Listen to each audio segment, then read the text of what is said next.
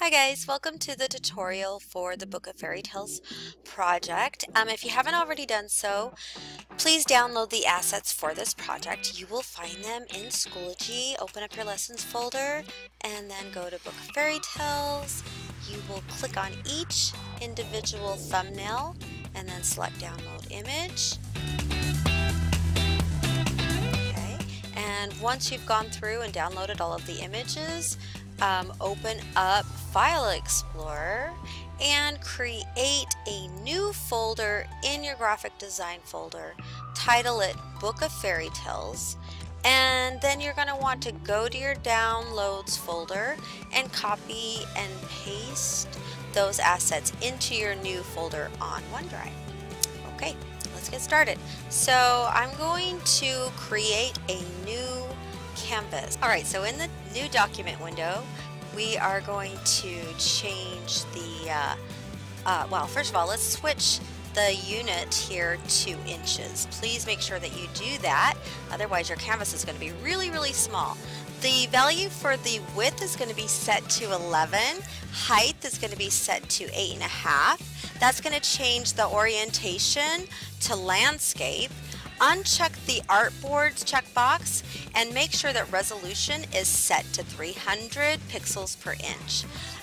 If you would like at this point, you can change this file name to, actually no, don't do that, cancel that, sorry, I lied. I thought that was something different. Anyhow, okay, so we've got 11 inches by 8.5. Landscape, no artboards, 300 res pixels per inch. All of these other default settings can stay the same, and then you're just going to click the create button. Okay, here we are. So you're going to click and open via place embedded the table in this project first. So we're going to click file, select place embedded, go to your graphic design Book of Fairy Tales folder, and then double click the grungy table. Okay, there it is. So now I'm going to resize this table so that it fills up the canvas, and we're going to reposition this, and then I'm going to make it even larger. If you want to zoom out on your canvas, Control minus, you sure can. And then zoom back in if you'd like. Okay, so I might make this just a little bit bigger.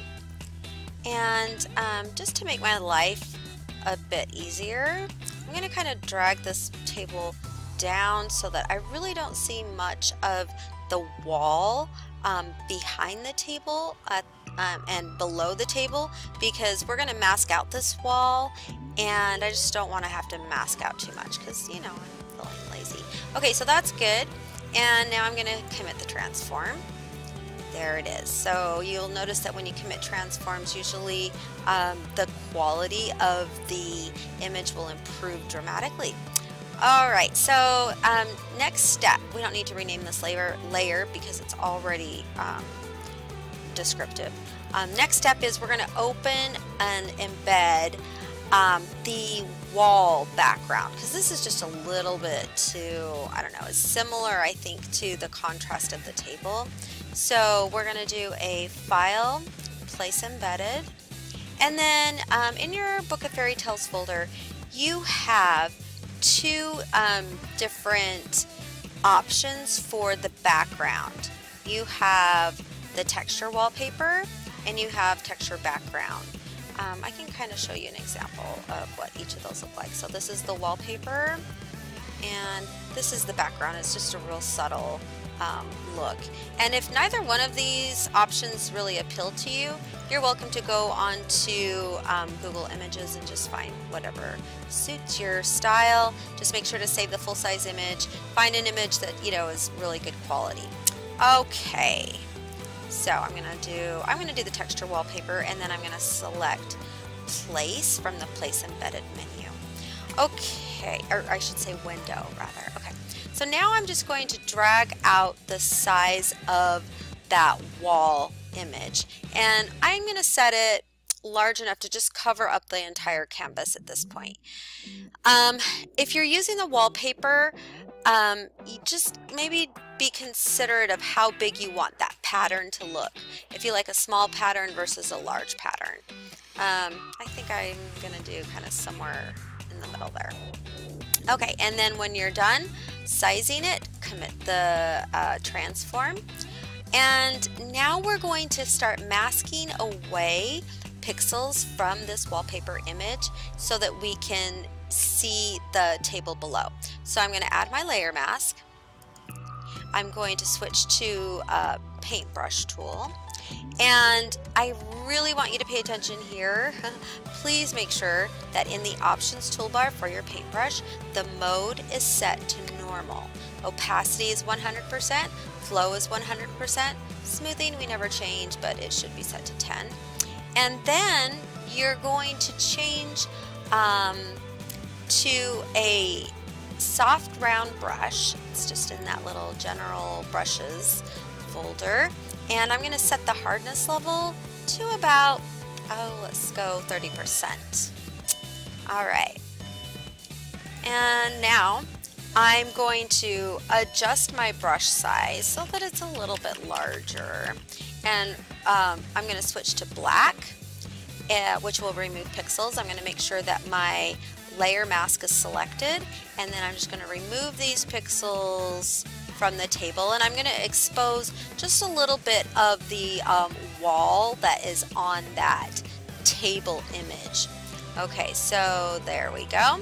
And now comes the fun part. We're going to zoom in quite a bit. I like to really get in close, and then I'm going to make my brush much smaller, and I'm going to switch to a white brush, and now I'm just going to start restoring those pixels around the table. If you make a mistake, you know, you can just go back and fine tune it.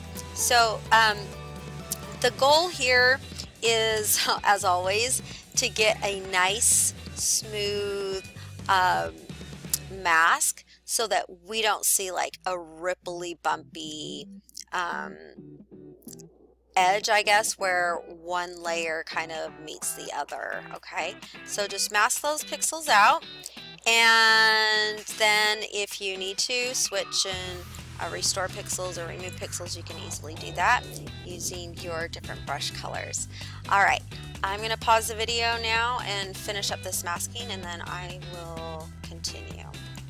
And we're back. We've got the wall masked out. And now would be a good time to save this canvas because I forgot to do it when I first created the canvas. So I'm going to do that now.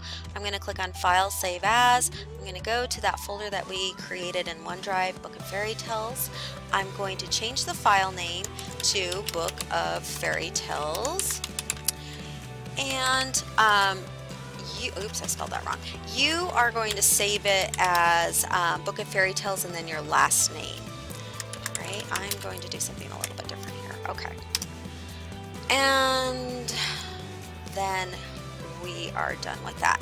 So when you complete the mask of that wall image, just make sure that there are no areas on the canvas where you might have inadvertently removed some of these pixels, or you have some of the old pixels in the grunge table below kind of showing through. Also, if your table doesn't go all the way to the bottom of the canvas frame and you have like a lot of area underneath the table where you can see the old concrete table, you'll need to mask those areas out as well. Okay? All right, now I know that right now the contrast of the wall and the table look nothing remotely similar to one another, but don't worry about that. We're going to apply a lot of adjustments to our composite later on and kind of bring all those colors into the same contrast and tone and things like that.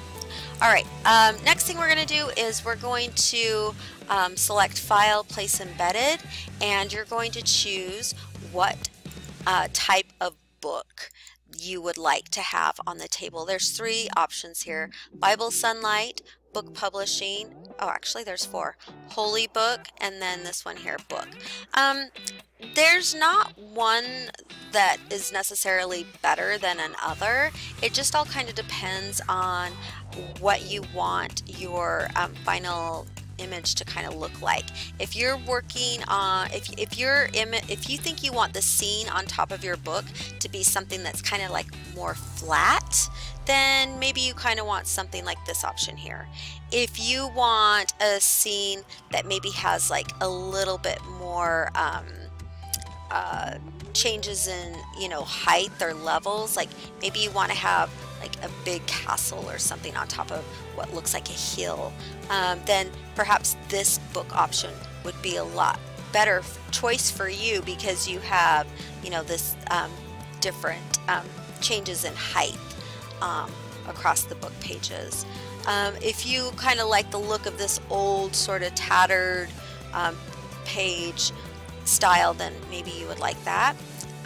This one is really pretty with the with how it's illuminated, although don't let that really sway your decision, because you're going to be masking out everything except the book itself, so you're not really going to see those sun rays coming in. One other thing that you might want to consider before choosing a book is, like, do you want anything to kind of come out from under the book or in between the pages? Like, I've always thought it'd kind of be cool if somebody chose to mask something kind of in this little hollow area where the pages are bent. But again, there's no wrong or right option here, so just go ahead and choose the book that you prefer. I'm probably going to go with this one because it's kind of a little bit more challenging. And then once you have that book on the table, go ahead and size it how you think you want it, in terms of like position, and if you want to adjust like the height versus the width, like if you want to make the book taller but not necessarily wider, just hold down shift as you drag the handles in the center of the rectangle, and that will allow you to adjust one way versus another. Okay, and it won't constrain the properties of those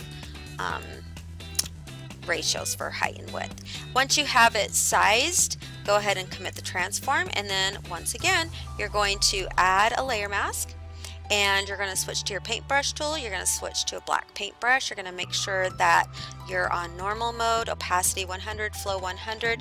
You have the icon for the mask selected. You have a soft round brush, and perhaps for this one I might want to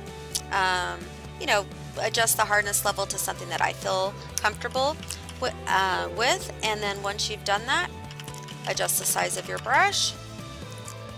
Quickly remove the pixels that you know you're not going to want. Get those out of there. And then once you've done that, you're going to zoom in. Make your brush really, really small. And start removing everything more carefully. Alright, I'm going to pause the video now and finish masking.